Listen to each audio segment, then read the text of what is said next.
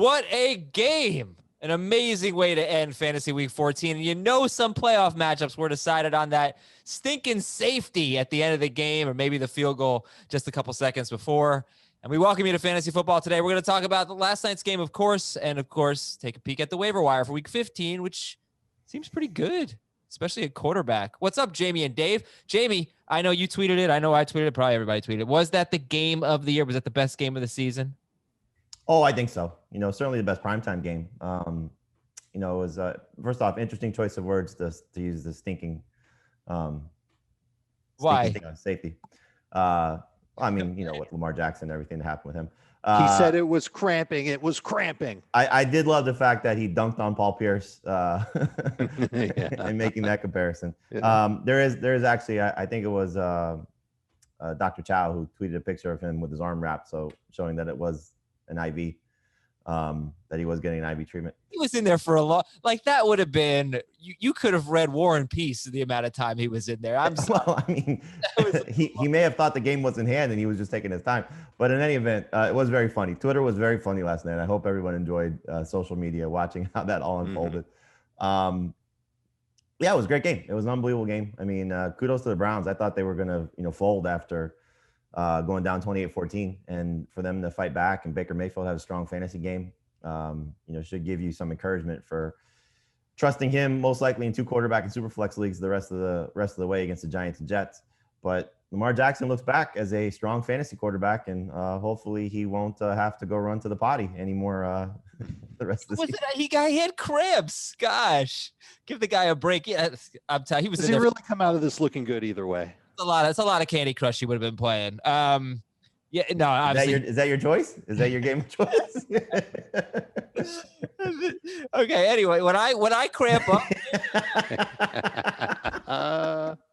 Lamar Jackson was great in his own way. Baker Mayfield was great in his own way. And let me read this email. There was another person who was great, by the way. Lisa Salters. Give her credit. Her post-game interview. Her first question, did you have anything left in the tank? Was one of the questions. She phrased it perfectly. She could not have phrased it any more perfectly. But she also said that he was very tired after last week's game, after he had missed time with COVID. And this could have been the after effects of having COVID. Like, in all seriousness, he really could have just been very tired and cramping and still dealing with the after effects of COVID. But email of the day is from Josh from Denver. I wanted to share in this really tough year some fantasy football joy. What a game last night. I was battling my good friend, I the 6 seed, him the 3. I was done and up by 8 points in non-PPR, and he had Jarvis Landry.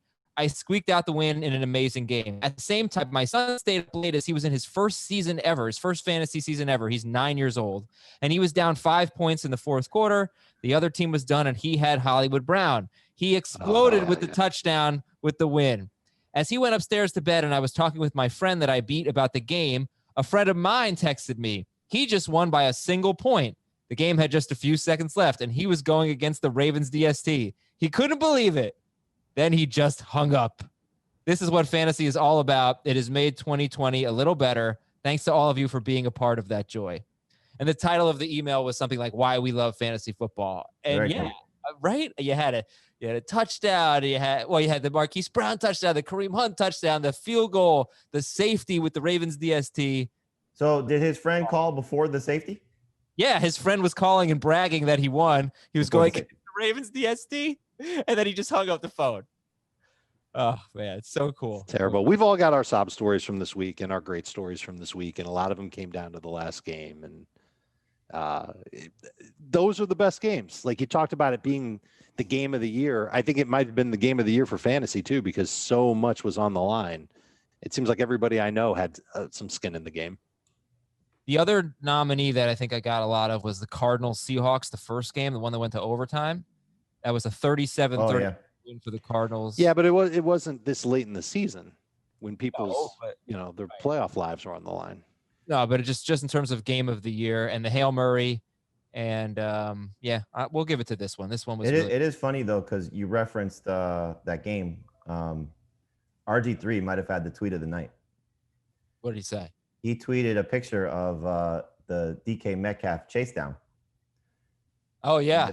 and the what he wrote on the players were it was Buda Baker, right? That interception. What he wrote on Buda Baker was Browns lead, and then what he wrote on DK Metcalf was Lamar after pooping. So his own teammate taking a shot. Yeah, right. Okay, fine. He was playing Candy Crush then. Email of the day number 2 from James Prophet. Lord of the Rings. Tweet has over 100,000 likes, by the way. Lord of the Rings is a Christmas movie because it has elves in it. And I responded to James. I said, I'm sure Jamie would agree with you. You guys are simpletons and you don't know what a Christmas movie is. Let's talk about the way. Are those like Christmas elves, though? I don't know. No, not at all. Never seen Right, it. so it's not a Christmas movie. Like Die Hard's obviously a Christmas movie. Easy. Yes. Gremlins is a Christmas movie. Okay. Top waiver wire priorities. Jamie, who do we got this week? The number one player to add, and this is contingent on an MRI, is Jeff Wilson. And it might not be close. Yes, he's got the Cowboys. He's about 20% rostered. Might not have Raheem Mostert this week, and that would be great. You did not put Jerick McKinnon though on your list. Do you think it's like just Wilson's back? I typically give you both running backs when I do that. I have McKinnon in the column, but there's a quote from Kyle Shanahan who said they're going with their 1-2 punch of Raheem Mostert and Jeff Wilson, and McKinnon and Tevin Coleman did not play against Washington. So I would assume that McKinnon will play. To what extent, it's hard to say. But Wilson is going to get the majority of the carries there. So at this point in the season, I don't know how many people are going to have to trust Jerick McKinnon. But if Jeff Wilson is the guy against San Francisco, he'll be a top 10 running back for me against the Cowboys. Okay, who else? We know about Mostert's injury. We know that he's going to get an MRI on the ankle, and that's he had an MRI on the ankle. So we don't know the results. We don't know the results. Everything that I've read suggests that we'll know Wednesday what his practice status is. My guess is he's not going to practice. But at this point in the season, the guys that you're holding on to, there's probably 3 or 4 guys on your bench you could drop for Jeff Wilson this week. Yeah. Okay. Who else? If not Jeff Wilson, who am I picking up? Well, I think you mentioned the quarterbacks. So if you need a quarterback this week, I've gone back and forth on Mitchell Trubisky and Jalen Hurts. So I really still haven't finalized that. Right now I have Trubisky higher just because of his track record, but Hertz could certainly be great against the Cardinals. So they're both ranked in the top 12 for me. I like both of the opportunities for them. If you're looking ahead, Trubisky gets the Jaguars in week 16. So if you're trying to get a 2-week quarterback, he might be the better of the two. After Wilson, another scenario I've gone back and forth on, and it's kind of format dependent. I think Gus Edwards can have a huge game this week against the Jaguars because I think they're just going to run all over them. But obviously Lynn Bowden playing wide receiver, what you can get from him in PPR. It's like what we've been talking about with J.D. McKissick for the majority of the season. He could be that type of guy at his position given the Dolphins injuries. And then the receivers, there's a lot of guys. I think Nelson Aguilar, just because he sneaks in right under the wire, is still worth picking up. And clearly you've seen 35 targets, in his last 3 games. He would be the best wide receiver. Chad Hanson, somebody you can look at as well, just based on what's happening in Houston. And then Irv Smith could be a potential starting tight end for this week and maybe the rest of the season, depending on Kyle Rudolph's injury. You'd like to see a few more targets for Smith, but he's been building towards something before he got hurt, or he was building towards something before he got hurt. And now there's a chance for him to close the season playing at a high level. So there are some potential starters that you can find off the waiver wire, which is nice. Irv Smith with a terrific matchup against the Bears. If Jordan Akins hadn't dropped the wide open touchdown, it would have been like 8 games in a row with 60 yards or a touchdown for a tight end against the Bears. They're terrible. Also, we'll see if people have faith in Tyler Higbee or Gerald Everett this week against the Jets. And by the way, do you know which team gives up the most 40-plus yard pass plays in the NFL? Most big pass plays would be, it's an AFC West team.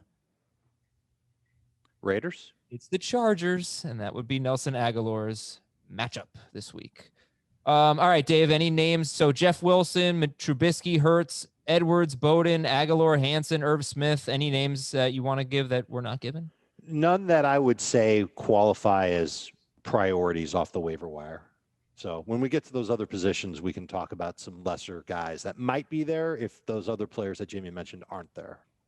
All right, there are 3 players that I want to mention that are, let's say probably owned, but not necessarily, or rostered, but not necessarily. They're 64 to 75% rostered. They are George Kittle, who could practice this week. I don't think he's going to play, but you might get him next week against Arizona. Drew Brees, 75% rostered, and the Browns DST, 66. It's not a great DST week, but the Browns could be the prize. They're 66% rostered. And Dolphins too. Dolphins at the Patriots. They get the Giants this week. They get the Jets next week. So any Browns that you're looking at, whether it's Mayfield, who's about 50% rostered, Higgins, and the DST, next week could be amazing for them. Week 16 at the Jets. Keep that in mind. And this week for the DST at the Giants could be wonderful as well. You should throw Phillip Rivers on your list too, Adam. 72% rostered, has Houston this week. Yeah. So it actually feels like one of the better quarterback weeks we've had in a while. I don't know how Trubisky and Hertz are going to do, but at least Mayfield, Trubisky, Hertz, Rivers could be out there. If Stafford plays, he's got Tennessee. Could have some good options on the waiver wire. We've got more time to answer your questions for the waiver wire tonight on Twitch. Join us at 8 p.m. Eastern, twitch.com/FF today. We'll see you there. We'll be answering your questions. And tomorrow is signing day. All right. CBS Sports HQ is bringing you wall-to-wall coverage from 9 a.m. to 6 p.m. See where your team's class ends up in the 247 or the 24/7 sports rankings. I know the web. I go to it all the time. It's a great website. It's the industry standard. Live announcements throughout the day, including Flip Watch, rankings, leapfrogs, and of course, signing alerts. So no matter what D1 school you root for, we'll have you covered with breakdowns of all the teams. 9 hours of programming on CBS Sports HQ. It's going to be your home for the winners and losers, the top classes, and the diamonds in the rough to remember. Watch on the CBS Sports app on your connected TV and your mobile device. Okay, news and notes to get you all caught up on what's going on. Gardner Minshew is going to start for the Jags, and Jalen Hurts. Oh, he's another guy. I didn't mention him. I don't know how we feel about that matchup against the Ravens now. Their secondary got pretty beat up last night. They lost 2 cornerbacks. We'll see the severity there. Jalen Hurts is going to start for Philadelphia. Oh, Leonard Fournette. Probably should have mentioned him. Ronald Jones may have a broken pinky, so Fournette's worth a look. He's 78% rostered. Damian Harris has a back injury. So Michelle would get the Dolphins this week. That game's in Miami. I said it was in New England. It's in Miami. The Eagles could be down 3 cornerbacks. They'll definitely be down 2. One's a safety. Rodney McLeod out for the season. Avonte Maddox out this week. Darius Slay in the concussion protocol. So if you have Kyler Murray, that's better news for him. Sorry to say it in that regard. Sucks for the Eagles. Deebo Samuel, you can drop him. He's out for the rest of the regular season, most likely. Mostert's got the ankle. Garoppolo may not be back this year, and Nick Mullins may get benched. They are not really pleased there. Fred Warner, stud linebacker for the Niners. He has a stinger. It's amazing. The injury list for them is just, they're that team. It's very unfortunate. The Eagles say, hold our IV bag. I would have to disagree. I would say 49ers are much worse. Niners win that battle. Hold our IV bag. It's very funny. And they say, hold our medical tape. What else we got? Stafford's going to be questionable. John Brown is going to practice this week. He's 41% rostered. Jeffrey Okudah for the Lions, the Detroit's cornerback, first-round pick, out for the year. We did see Jedrick Wills, left tackle for the Browns, been a very good rookie. He left, but he came back. And Adam Gase will not bench Frank Gore, but fantasy owners will. Let's look ahead to week 16 really quickly, and then we'll come back to week 15 and give you all the names you need to know. So some quarterbacks. Tua Tagovailoa's at the Raiders. Baker Mayfield's at the Jets. Trubisky's at the Jaguars. So he's a 2-week kind of guy. Drew Lock at the Chargers. Jalen Hurts at Dallas. So that's good, Jamie. I mean, you got Trubisky, Hurts, and Mayfield, who are on your waiver wire list this week. They've got favorable matchups next week too. I mean, yeah, it's a good setup. I don't know how many people are going to trust Mayfield this week, but certainly if he has another strong game, they'll trust him next week against the Jets. But the other two, Trubisky and Hertz, are borderline starters this week for sure. Yeah, Mayfield's got the Giants. They give up the 5th fewest fantasy points, but he's now got 35 and 33 fantasy points in his last 2 games. Most pass attempts the last 2 games that he's had all season in a back-to-back stretch. 80 pass attempts. Yeah, one of them was only 33, but last night, 47 passes. His his passer rating was actually pretty gross last night, but it seemed like he played pretty well. Late in the game for sure. Oh, he was on fire. I mean, he also threw a pick 6, so it wasn't a great game for him. Yeah, that is true. No, it was not a pick 6. I'm sorry. Should have been a pick 6. Could have been. Very close. Very close. The Dolphins running back situation is very interesting. They have New England this week. Sometimes that's a good matchup. Sometimes it isn't. Next week, they're at the Raiders. That's beautiful. Who are you guys looking at in that backfield? I mean, DeAndre Washington will probably get the most carries if everybody's still out, but it's not going to be somebody you trust. And then just because of his position, Lynn Bowden is somebody that you should pick up first because of what he will be able to do as a receiver. But you're not going to start him as a starting running back in non-PPR. He's basically like what we talk about with pass catching running backs. That's the type of guy he is. But they're so beat up with their receiving core. I kind of, don't love Tua even looking ahead, because if he doesn't have Parker and doesn't have Gesicki, you're not going to trust him with Lynn Bowden and Mac Hollins as his top receivers, because Jakeem Grant might be done for the year. So even if you have Jakeem Grant, that doesn't really matter. But, just in terms of the position running back from Miami, right now it'd be Bowden. But you could also take a look at Salman Ahmed, just in case Gaskin's not back in week 16, because he's most likely out in week 15.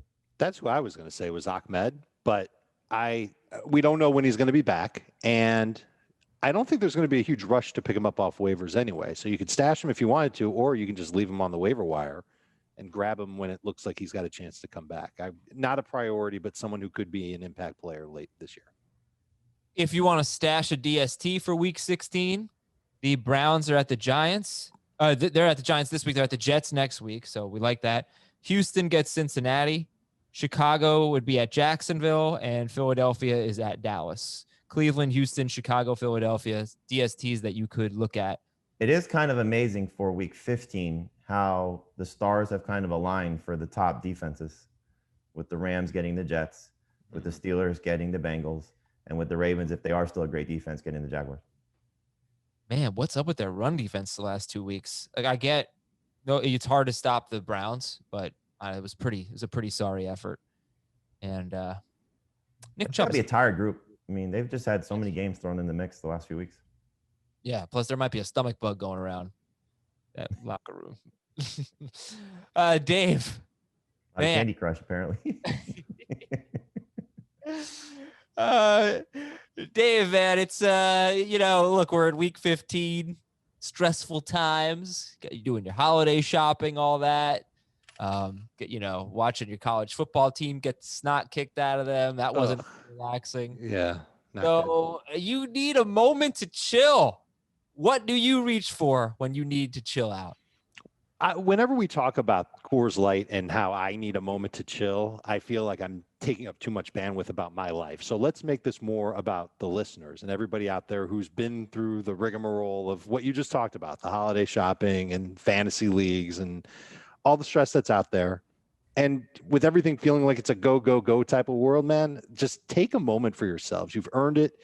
Go grab yourself a Coors Light, and it's ice cold. Listen to this. It's cold lagered, cold filtered, and cold packaged. It's literally made to chill. It's as crisp, as refreshing as the Colorado Rockies. Perfect for a moment to unwind. That mountain cold refreshment it will hit you the right way. And my favorite part about it is that there's no ugly aftertaste. It's a good, cool, crisp beer, perfect to have when you just need a moment to chill. So I'm inviting everybody out there, go get yourself a Coors Light. Adam will tell you how, and just take this moment to chill right before the holiday rush really gets going.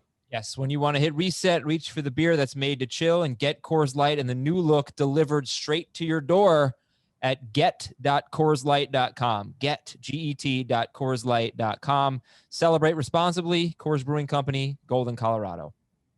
We're going to throw out some more names here. The top players at each position for the waiver wire in Fantasy Week 15. Man, I can't believe we're in Fantasy Week 15. It's just every year, it's just like, damn, that flew by. And what a welcome distraction it has been. It's been really just so thrilled that we have gotten to this point in this season. I had so many doubts months ago, but we're here.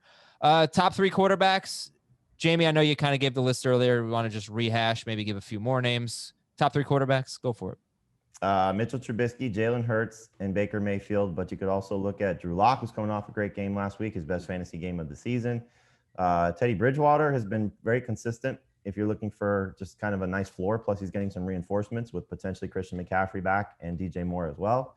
And then Gardner Minshew, mostly more of a two-quarterback super flex guy. But we saw his fantasy production, 5 of his first 7 starts, at least 22 or more fantasy points. Can I make a case for Hertz over Trubisky? I have no problem with Hertz over Trubisky, so sure.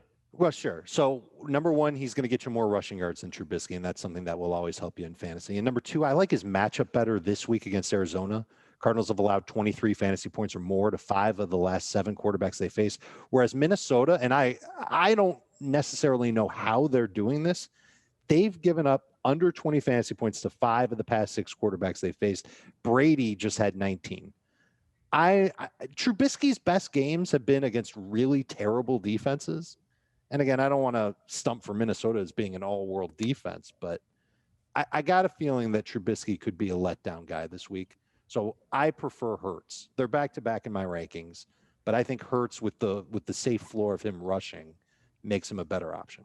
Yeah, I don't disagree. And the thing about it is the one reason why I would slightly lean toward Trubisky right now, and again, that could change by the time you read the column, is I do think Minnesota's offense will show up this week because they're back at home. Cousins plays better at home. They played out last week. He didn't have a good game on the road. And I think it'll be more of a shootout, whereas I could see the game for Philly could be a shootout, could absolutely be a shootout. But we saw how Philly kind of played New Orleans a little bit, with 2 kind of mobile quarterbacks going back and forth. It wasn't a high-scoring game. I think Trubisky, in what typically is his better scenarios, is when he's chasing points. And I can see them chasing points this week against the Vikings on the road.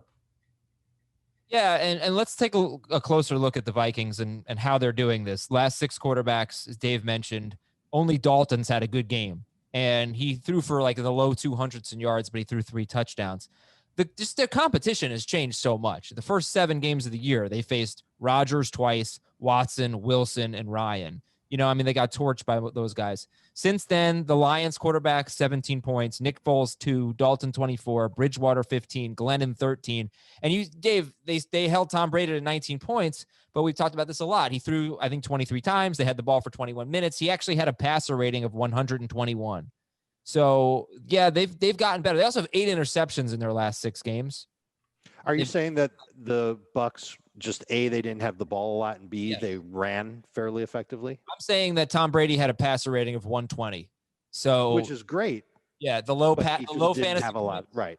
Was more of a product of them not having the ball and him not throwing much. And the thing about Trubisky is, even with David Montgomery having great performances the last 2 weeks, they're still throwing the ball so much. Yeah, just kind of their MO. So, again, I think both guys are certainly capable of being starting fantasy quarterbacks this week. It's just, I guess, a matter of your preference. Obviously, 4 points for passing touchdowns. It's easy to go Hertz because of what the rushing has been. And Dave mentioned it. The opponents for the Cardinals have not just given up a lot of fantasy points; they've given up a lot of rushing yards too. The last 35 rush yards to right. Five guys straight in quarterbacks in that 7-game stretch have gotten 35 or more. 2 of those were Russell Wilson. So he did it twice, but still, they've given up rushing yards. So there's a lot to like about Jalen Hurts. And again, if you want to look at it as, okay, Trubisky gets Minnesota, Jacksonville, Hurts gets Arizona, Dallas. They both have good opportunities to look ahead to the future. You just, the only thing, and I guess they kind of both fall into the same category. If they struggle, there's probably not a long leash for either guy. I could see them both getting benched at this point. The fact that Doug Peterson, at first wouldn't commit to Jalen Hurts shows you he's not 1,000% on board. He's probably 900% on board. But obviously, we know what the Bears situation has been, where they've gone to Nick Foles, when they've struggled. So it wouldn't surprise me if either guy got benched during the game if they had a really, really bad performance. Are you starting Phillip Rivers over Trubisky and Hertz? Yep. No. Okay. Yes and no. How about Kyler Murray? Yep. Yes. I'm going to make sure I'm phrasing this right. I'm going to give you a guy. You tell me if you'd start him over Trubisky and Hertz. So, yes, you would start Kyler. Ben Roethlisberger over Trubisky and Hertz. No. I currently have Roethlisberger one spot ahead of Hertz, and Hertz 1 spot ahead of Trubisky. Okay. Taysom Hill against Kansas City. He's behind Hertz and Trubisky. I've got Hill significantly ahead of all those guys. Wow. Okay. All right. Then let's go to running backs. Dave, who are the top running backs? Jeff Wilson and? Wilson's number 1. If I had Lynn Bowden next, but he's more of a receiver than a running back, so he really shouldn't even be on this list. Gus Edwards is second. But he's eligible at running back, so but no one should use him as a running back. I mean, listen, if you have crappy running backs and it's a PPR league and you've got stud receivers, then I get it. And that's really the end of it. Like if you need him as a running back, you can, but otherwise use him as a receiver and a flex. But he's that Swiss Army knife for your fantasy squad because he can pick up a lot of catches this week. Edo Smith is next up for me, just because he's a running back that appears to be the best guy for Atlanta. But like I'd start him over Frank Gore and maybe a couple other, like Peyton Barber. I'd start him over Peyton Barber, and that's really about it. He's a low end starter. And everyone else, you're taking a chance on DeAndre Washington, Savon Ahmed, just in case he comes back, Rashad Penny, in case calamity ensues in the Pacific Northwest and Chris Carson gets hurt again.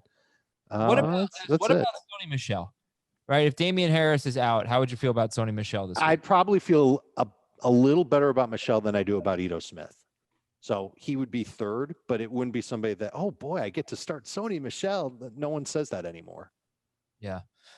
So Jeff Wilson, Lynn Bowden, Edo Smith. Jamie also likes Gus. Well, throw Gus Edwards second. That's really how it should be. Okay. Well, Gus Edwards has had what? He's not playing a ton. He's just super efficient with his carries. I think he's had 7 carries, 2 straight games. 7. Okay. And I know he's playing about a third of the snaps. I mean, they're going to run all over the Jaguars. Yeah. And okay. So like in a PPR league, would you go for Lynn Bowden or Gus Edwards? Bowden. Okay. All right. Wide receivers. Jamie, if Aguilar is number 1, who else? After Aguilar, I look at Chad Hanson. Just if Brandon Cooks is out, he's gotten you 12 or more PPR points in back-to-back games, and clearly they're going to be throwing a lot. So you've seen enough from him. Russell Gage now 2 strong games in a row. Julio Jones isn't coming back anytime soon. At least that's the expectation. Very good matchup for him this week. So I'm not a very good matchup, a decent matchup for him. As we've seen, the second wide receiver against Tampa Bay more times than not has been good. So I like the setup for Russell Gage. John Brown would be next, just with the hope that he does come back and, hopefully picks up where he left off. And then Rashard Higgins would be the other guy I'd look at too. Cool. Tight ends, Dave? Let Irv serve. He's number 1. Higbee's got the matchup against the Jets. They've been terrible against tight ends. He would be second for me. And then Cole Kmet is my number 3 tight end. And then if you want to try and guess which Dolphins tight end is the better one to go with between Durham Smythe and Adam Shaheen, be my guess. But they're both going to play a considerable amount. I don't know if I'd necessarily have a favorite one over the other. When you guys hear Durham Smythe, do you think of Mrs. Doubtfire by any chance? That's Smythe, dear, not Smith. No? No. Nope. Okay. Well, you do now. Why Tyler Higbee over Gerald Everett? Because I just think he plays more. I think he's just a little bit more involved in the offense in general. Trager, you ever seen Mrs. Doubtfire? I have. Really funny, actually. My daughter's favorite movie. I would say it's one of the 10 best comedies ever. That's what I would. Yeah. Oh, let's go back to something you tweeted last night. How do you think that announcing group is good? Well, look, I was trying. They're terrible. No, I don't think they are. Adam likes every single Monday night. My God, dude, they are so bad. You were the only guy that liked Witten. Look, this is what I felt about Witten. I felt that he had very interesting things to say. He was just very green. He needed some time to become a better broadcaster, but I thought he was smart and insightful. I think Steve Levy is a studio host, miscast. But he's fine. They're a little boring, but I think they're straightforward. They cover the game. There's no way. They miss so much. They thought Baker Mayfield was trying to throw to somebody that was not there when he got his arm hit and didn't understand what he was trying to explain to the referees on the intentional grounding call. It was so bad. I think they're fine. People are terrible. They're absolutely terrible. People are so critical of announcers. You know who's great, by the way? You love everybody. Jonathan Vilma. I don't know if you've gotten a chance to. For whatever, I've heard him. He's good. Yes, he's going to be a terrific announcer. He's great. You guys have worked with him, right? With Vilma or no? No, that was John Beeson, the other Hurricanes linebacker. I thought Vilma came in for some CBS. Vilma might have come in once or twice, but you never ended up working with him. Oh, you know what? He did a draft show with us, I believe. Yeah, he's great. They're fine. I just don't understand the background. Is anybody else bothered by that? It's weird. It's like they're. No, I can't get past the stupid things that they say. I'm with you, Adam. I saw it week 1 and thought it was like a week 1 COVID thing. They're trying to figure out what's going on, and it's still a thing. I hate it, but yeah, they cruise not so good. It looks like when I first saw it, I was like, oh, there must be like plexiglass in between all of them, but there isn't. It's like they have 3 set. I don't know. It's such a strange backdrop. It's so low budget. Come on, ESPN. All right, DSTs. The tight ends were Irv Smith. Let Irv serve. That's hilarious. Tyler Higbee and Cole Kmet for Dave. And DSTs, Jamie, who are we looking at? Well, like you said, it's not a great week of streaming options, but the Buccaneers just make the cut, and Atlanta's been terrible offensively without Julio Jones. The Patriots, we know what Bill Belichick does to rookie quarterbacks, and the Dolphins are just down almost everybody, especially if there's no Myles Gaskin or Devontae Parker or Mike Gesicki. I mean, it could be absolutely awful for that offense. And then the Cardinals, I put third. Their pass rush came alive last week, and Jalen Hurts looked very good, but now there's a game of him on film. So we'll see if the Cardinals can make things a little bit uncomfortable for him. As we know, they're kind of stripped down offensively as well. Do you think the Cowboys have a shot to put up some decent numbers on the Niners? San Francisco without Deebo Samuel and potentially without Raheem Mostert. I think you got lucky with the Cowboys last week, which was a good call by you. And so, well, what was the good call? You said last week on Tuesday I forgot the Cowboys on the list. Yeah, but I kind of changed my tune on it because I had them in the top 5. They were awesome. Yeah, they ended up being pretty darn good. So I don't know if I dislike them this week against San Francisco. But you know what? I just think that's Kyle Shanahan is much different than the Bengals, and the run game will be successful for San Francisco. I'm not going to trust the Cowboys this week. I mean, the Cowboys, I really don't think they played such great defense last week. No, they did not. No, it was Cincinnati. Yeah, the Bengals were so pathetic. The Cleveland Browns just missed the 65% cut, but are they ahead of everybody? 66% rostered. They would be number one, but I would also say a lot of people probably dropped the Dolphins with playing the Chiefs. They would be number one for me, followed by the Browns. Okay. And yeah, the Bills might be an option this week. They're like 80% rostered. Who are the kickers to get? Matt Gay gets the Jets, Cairo Santos gets the Vikings, and Robbie Gould gets the Cowboys. Matt Gay, who? Kairos. Why am I even writing? Cairo Santos and Robbie Gould. Trusting a Bear kicker. Can you imagine? But the Vikings allow the most fancy points to kickers. Okay, Vikings and kickers. Bad mix. Baltimore 47, Cleveland 42. Any takeaways from this game? Let's talk about J.K. Dobbins and Kareem Hunt. Who are you going to trust more in Week 15? Dobbins against the Jaguars or Hunt at the Giants? Dobbins because of the Jaguars. Yep. But it's close. Once upon a time, the Jaguars had a good run defense. And then they faced Dalvin Cook, Derrick Henry, and one other. Who was the other opponent in that mix? Was it? I don't know. Someone really good. But yeah, okay. Were you satisfied with Dobbins' workload? There are only 13 carries. Edwards had 7. Nope. Still not satisfied with it. Again, I think you got pretty lucky if you started J.K. Dobbins this week. He should be their main guy. They don't need to make him their main guy because they're happy with what they get out of Gus Edwards. At least we didn't see any of Mark Ingram. So the good news is we've gone from 3 running backs to 2 running backs. The bad news is Lamar Jackson is starting to run even more than he did before he had COVID. It's like the Ravens realized, all right, we're not going to win on the arm of Lamar Jackson. We're just going to let him do his thing. It's almost what every coach realizes when they've got a run-first quarterback like this. Marquise Brown had 3 drops, very frustrating game, and then got over. And then he comes through for that touchdown late. Yeah, and now he gets the Jaguars. So he had 6 targets, and Lamar Jackson only threw 17 passes. Do you kind of feel like now this was the first time? Factor in McSorley too. Yeah, I don't remember how many. 2 or 3. Okay, but do you think that Marquise Brown at least is kind of getting featured and should be considered this week against Jaguars? He's flexible. He's absolutely on the table for 3 receiver leagues. I don't think you're going to consider him a must-start guy. Certainly not in PPR, but I mean the matchup's great, and they'll take a couple shots. He could have a Week 1 2019 Dolphins game, where he scores multiple times. He could have a typical Marquise Brown game where he doesn't get targeted as much as you would like and doesn't have any catches. So you just have to understand what you're getting. But he's absolutely in play for DFS. You better play him in your DFS lineups if you want to try and win some money. Okay, and what do you think about the Cleveland wide receivers? Landry had 6 catches for 52 yards. Higgins had 68 yards and a touchdown. They both had 9 or 10 targets. Donovan Peoples-Jones had 74 yards. Njoku, for what it's worth, without Austin Hooper, had 45 yards on 4 targets. Dave, what do you think about the wide receivers here? I still think the Browns want to be a run-first team, and I'm not sure how much passing they're going to do from game to game. So I'm a little nervous to start everybody not named Jarvis Landry.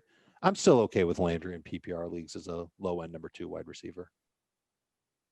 Nick Chubb is so good. He's He's so really good. Tremendous. All right. That's it. So, yeah. And again, like Higgins, 28% rostered. I don't know realistically who's doing this, but you could start him in 2 weeks at the Jets. He might be awesome. I mean, look, we're probably not going to get Kenny Galladay back. Julio Jones, we're probably not going to see him again. Deebo Samuel was just knocked out for probably the rest of the season.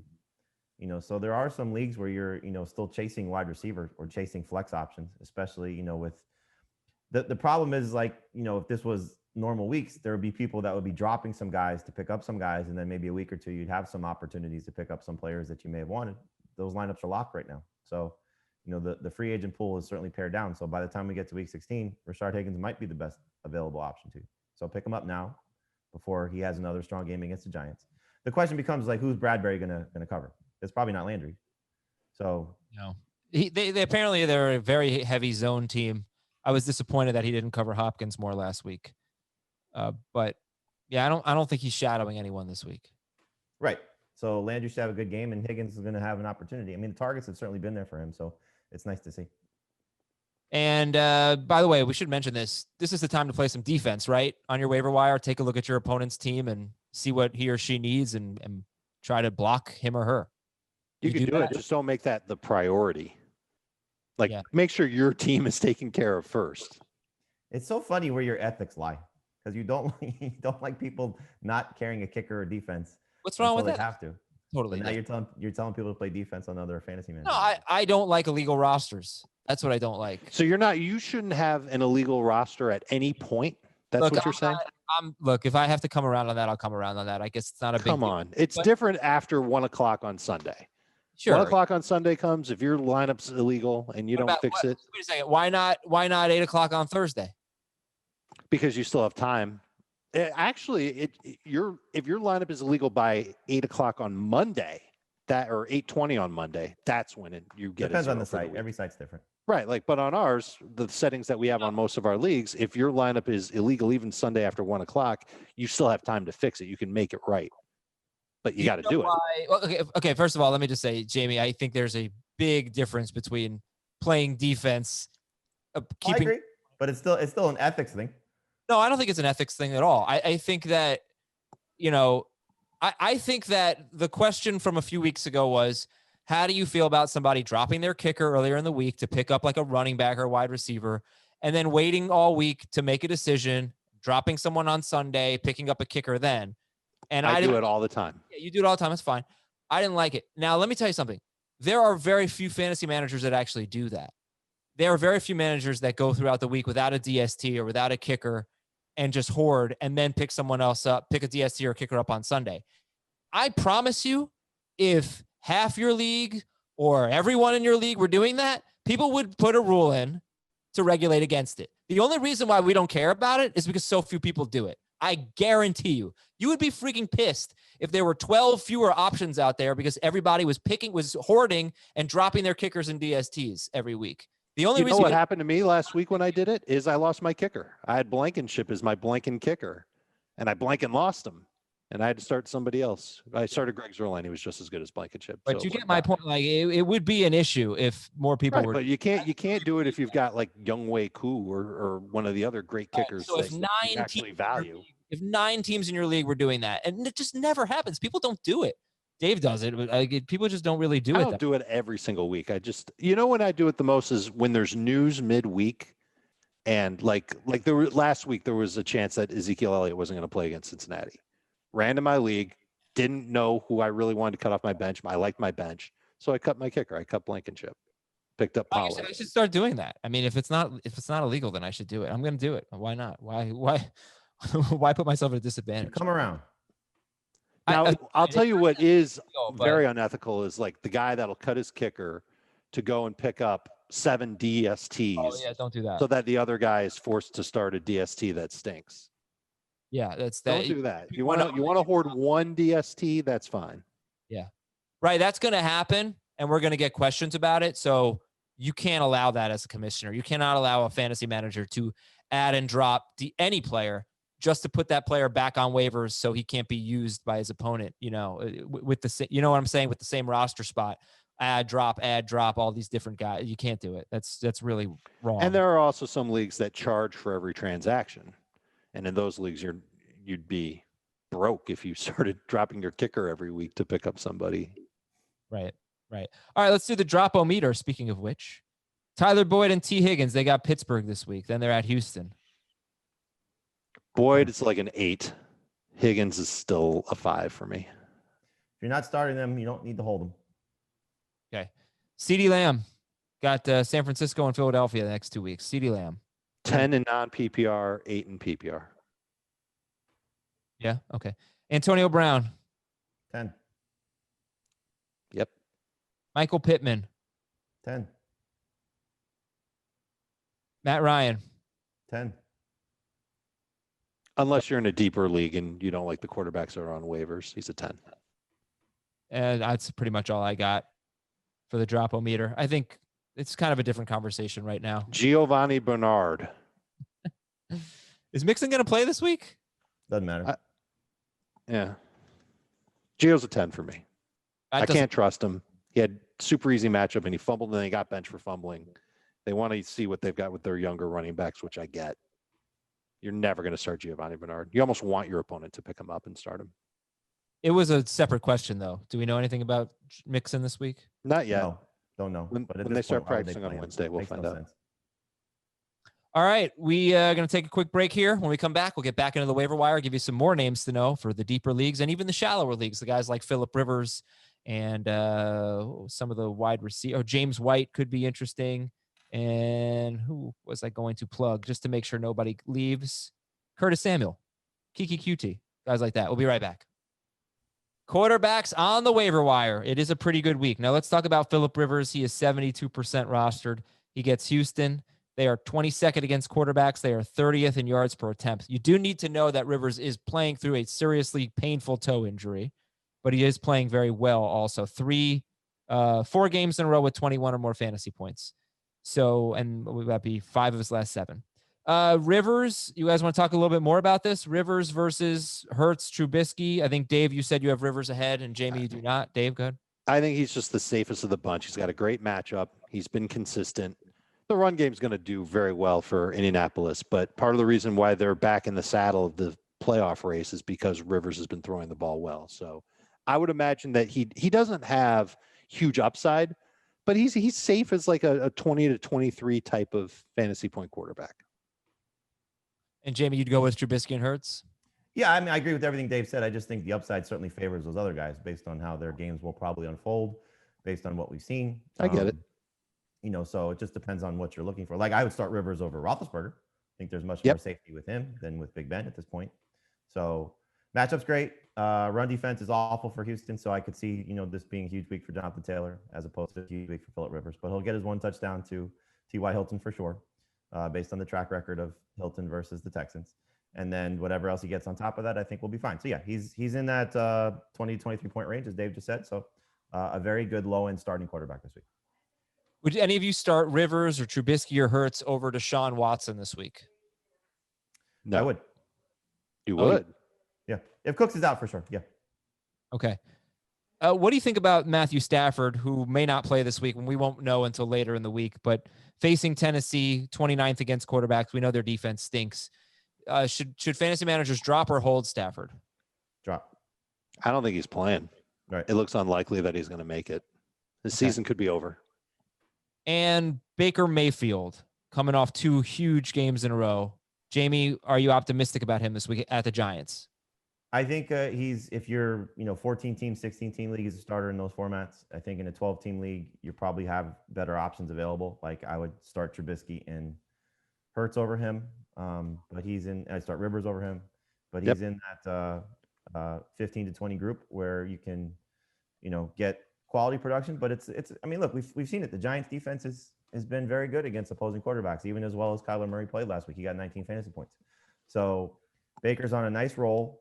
This is a game where I think they'll have some success running the ball. I know the Giants' run defense is typically played well, but the Browns' run offense is a different animal.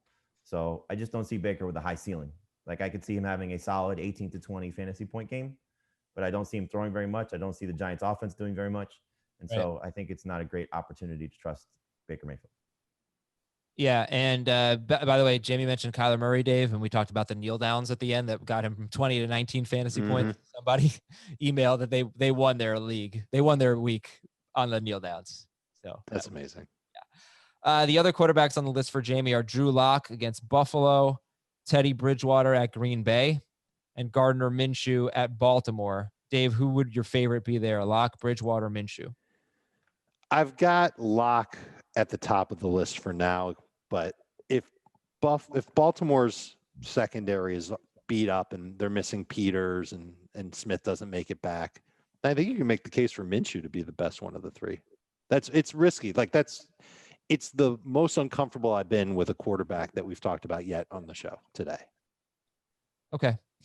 And let's go to the running backs then. No, by the way, no interest in Andy Dalton at San Francisco, home against San Francisco? No. Mild interest. Well, if you see Cam Akers, you might want to pick him up. Let's just say that. That shocked me when I saw that number. 81% rostered for Cam Akers. 82. 82 now? Okay. Do we it was 81 on Thursday, I'll tell you that. I guess some leagues allow you to pick guys up, I guess. Do we have any concerns about the matchup for Cam Akers? Because the Jets surprisingly have been pretty good against running backs. I mean, there's obviously some concern because we've seen it, for a couple of running backs lately, but I still think you got to buy into what this Rams offense is doing, how he's looked, and what the upside has been for him basically the last month. Leonard Fournette, Dave, how do you feel about him if Ronald Jones is out at Atlanta? If Ronald Jones is out, I'd probably be okay with him as a high-end flex, both in non-PPR and PPR. He hasn't played very well this season, and Atlanta's run defense has been mostly good all year. Or since Dan Quinn's been canned. Well, Eckler had a great game receiving. Yeah, but Kamara the week before was good. They both were over. They're not Leonard Fournette. That is true. They're both better than Leonard Fournette. Yeah, I don't know. I mean, like Leonard Fournette, how would he slot in? He'd be behind Jeff Wilson. Yep. Yeah, for sure. How about Ezekiel Elliott or Leonard Fournette? Zeke. I'd probably go with Fournette. Wow. I don't think Zeke's Zeke. He might not be, but Fournette just isn't a very good player, and I'm not certain that he's just going to get shoved into like this big time role. Just because Ronald Jones is there doesn't mean he's going to get all the work that Ronald Jones had. How about Miles Sanders or Fournette? Oh, Sanders, easy. Sanders. You got to go right back to Sanders. Got to go back to Sanders. Yeah. Benching him cost me in one league. We had a good conversation on HQ yesterday about this, that it wasn't so much just that Jalen Hurts was opening different holes, opportunities for him as a mobile quarterback. They finally threw him the ball again. I mean, 5 targets, 4 catches was nice to see for Sanders, which has kind of been missing the last 2 weeks. But the 18 total touches, anytime he's going to get that much work, you got to buy into it. Right. And that's what was missing the last 2 weeks coming into the game. Yeah. No, all right. I look forward to talking more about him later this week. Do you see his best? Not much to talk about against his toughest opponents. Like his best games this season have been against the Rams, the Steelers, the Ravens, and the Saints. Yeah, does that mean we shouldn't use him this week against Arizona because the Cardinals aren't that great against the run? No, but if he doesn't break off a big run, that's like he's got 3 carries. I was talking about this yesterday. How many guys have had 3 carries of 74 or more yards in a season? I'd love to know the answer. I'm sure Derrick Henry. No, he didn't last year. No, it was amazing. He didn't even have 1. His long was like 63 yards. It's just hard to have a 74-yard run. You don't get that many opportunities for it. So you're trying to poo-poo a player that has that? I love want to start a player that has that type of potential. Saying, if he doesn't, the line is so bad. There are so many bad running plays from Miles Sanders. If he doesn't bust out a big run, you could be looking at another low yard game. And you're starting him this week. All right. Yeah, you can feel comfortable about what his role is in the offense now, and you just illustrated what his upside is. What I was thinking about this week is, oh my God, am I going to start thinking about Miles Sanders as a top 15 pick again next year? There are going to be so many people who are gun shy to take him. But Philly's offensive line is going to be rebuilt. they're definitely going to address it this offseason. Plus, they're going to get a bunch of injured guys back. I wonder if by next July we're talking about Miles Sanders as a late first-round pick again, and there will be people who cringe over it. He's not going to be a first-round pick. No let chance. Me tell you, I hope he has the worst finish to the season. So you can get him in round 2 or round 3. Get him in every freaking league next year. Yeah, round two is a safe spot for him. Round 1, there's no chance. All right, James White, Jamie. Any interest here? Yeah, I mean, you know, if there's no Damian Harris, you know, you're down to 2 guys at this point with Sony Michel and James White. And, you know, I mean, what's the trust level in him in any stretch for the Patriots even? So he'll be their lead rusher, but I think you've seen enough of this offense. None of them are startable fantasy options, but in deeper leagues, you know, White and PPR could have an opportunity to help you. All right, Zach Moss. Any interest in Zach Moss? He did get back to being the lead back and got the short yardage work last week, and he gets Denver this week. Any interest in Moss? I kind of do. I like the matchup a lot against Denver. They've allowed 9 rushing touchdowns to running backs in their past 6. If you include Taysom Hill, it's 11. It's just a matter of will he actually get a decent amount of work and a chance to score at the goal line. And so for that, I would consider him a flex at best, but he does have an opportunity this week. So we go to the guys who are actually available in a lot of leagues. Jeff Wilson is our top priority this week. Lynn Bowden, Gus Edwards, DeAndre Washington, Sony Michel, and then you're looking at, you know, Edo Smith, maybe Savon Ahmed, and just some backup running backs, Tony Pollard, guys like that. But what do you guys expect from Lynn Bowden? So he's a pass catcher. You know, he's eligible at running back and wide receiver. He had 7 catches for 82 yards on 9 targets against the Chiefs. And that was obviously with a bunch of injuries. The Patriots are 13th against wide receivers. And that's kind of what I'm looking at here is how they do against wide receivers, not running backs. And they see the second fewest wide receiver targets in the NFL. So anyway, what do you expect from Lynn Bowden? If he's the top wide receiver option for the Dolphins, then he is a number 3 running back, better in PPR than non-PPR, and a number 3 wide receiver. Okay. Speaking of wide receivers, let's take a look at the wide receiver list. T.Y. Hilton would be a major priority, 78% rostered. Marquise Brown, Curtis Samuel, Kiki QT, and Tim Patrick. These are guys that are 70% rostered or more. Hilton's number 1, right? By far. Oh, yeah. Marquise Brown, Curtis Samuel, Kiki QT, and Tim Patrick. Are there anyone in that group that you're not loving this week? Or at least liking? I mean, aside from Hilton, none of them are must-start guys, but they're all in the number 3 receiver range. Okay. So then Nelson Aguilar, Chad Hanson. Is there, Dave, for you, is there a big drop between Aguilar and anyone else? Hanson, Gage, John Brown, and Bowden? There is, and it's a byproduct of who Aguilar's playing and how Aguilar's been doing and the type of upside that he carries.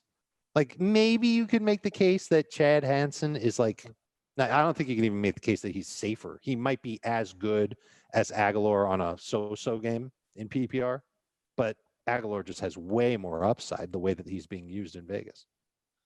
I got one concern about Aguilar, though. Now, look, the Raiders aren't great, but the Chargers are really bad lately. And when the Raiders win, they run. They barely throw. And that's when Aguilar really struggles. Do you guys share that concern? I don't think the Chargers haven't allowed a rushing touchdown in 3 straight games. Chargers have not to a running back. Yeah, well, okay. Sorry, Jamie, what were you saying? No, I'm totally with you. I mean, I think you see how this game could potentially unfold, where, you know, stupid Josh Jacobs, and I say that only because of his dumb tweet or Instagram post from this weekend, but this should be a game where the Raiders have success running the ball. So Aguilar is a good number 3 receiver, but he's not a must-start guy.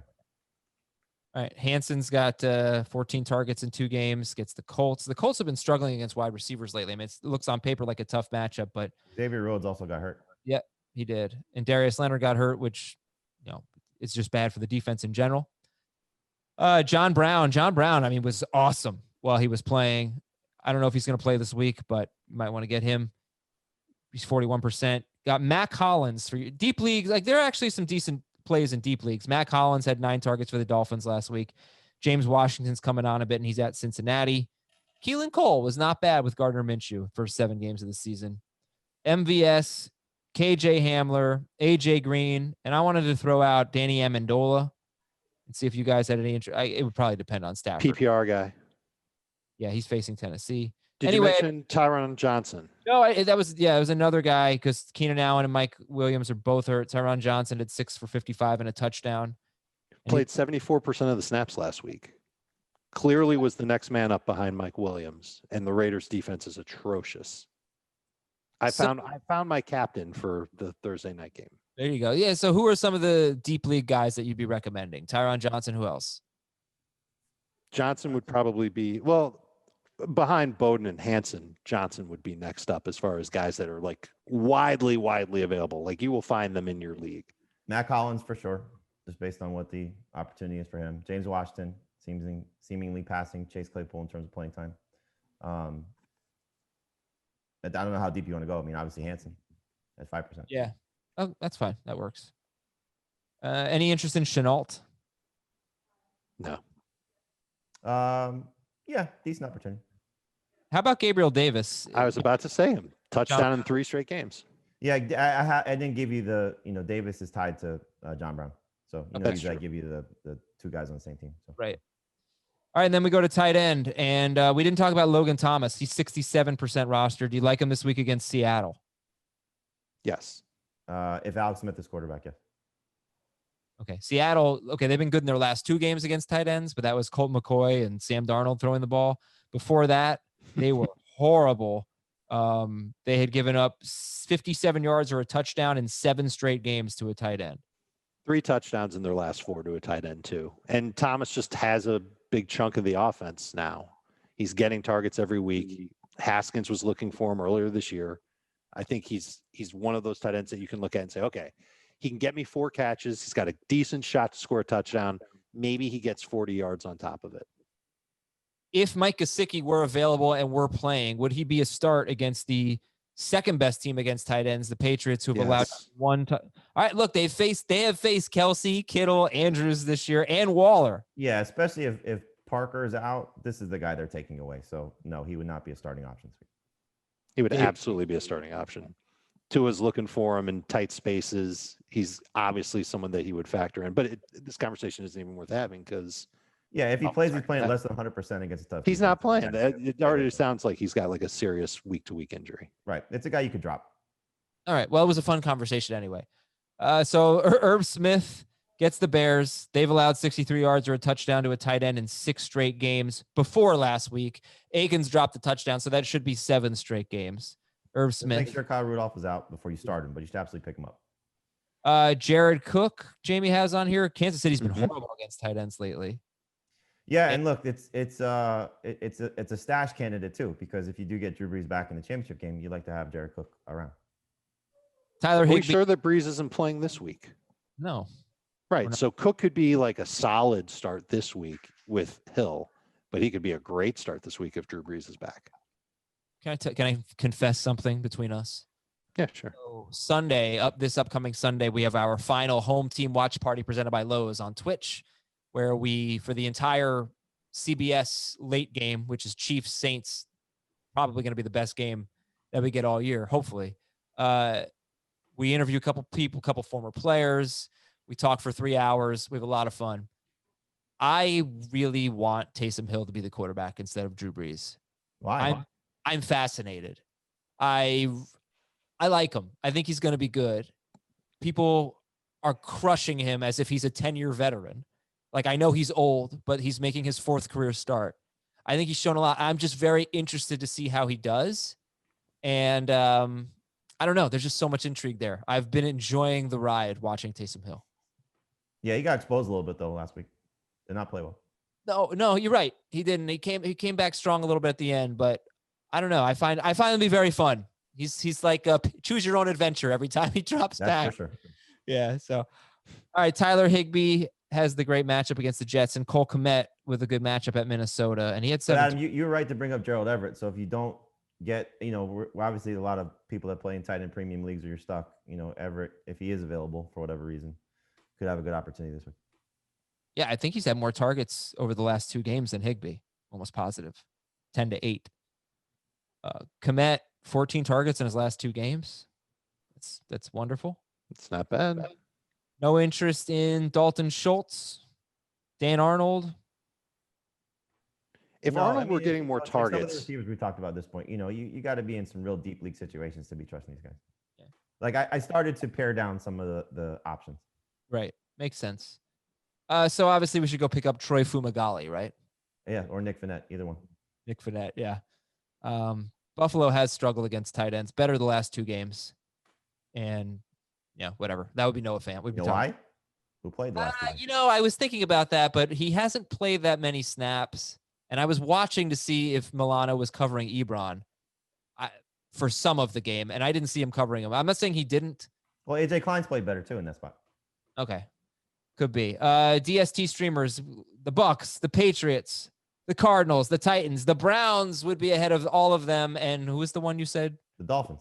The Dolphins would be ahead of the Browns. So if you can find the Dolphins, you can find the Browns, go for them. If not, Bucks, Pats, Cardinals, Titans. You like the Bills at Denver? Yes. How do you feel about the Colts against Houston? Yes. don't hate them. Vikings against Chicago. Yeah. Be a little nervous about starting them. Okay. And kickers, Matt Gay, Cairo Santos, Robbie Gold. We are out. Good show today. Thank you, guys. Thank you, Jamie and Dave. If you want more waiver wire help, check out CBS Sports HQ, noon Eastern, or you can watch it on demand. And watch us on Twitch tonight at 8 p.m. Eastern live from 8 to 9, twitch.com/FF today. I'm Adam for Ben, Dave, and Jamie. See ya. Talk to you tomorrow. Want more of the Fantasy Football Today podcast and nonstop year-round fantasy advice? It's simple. Hit the subscribe button and hang with us all throughout the year.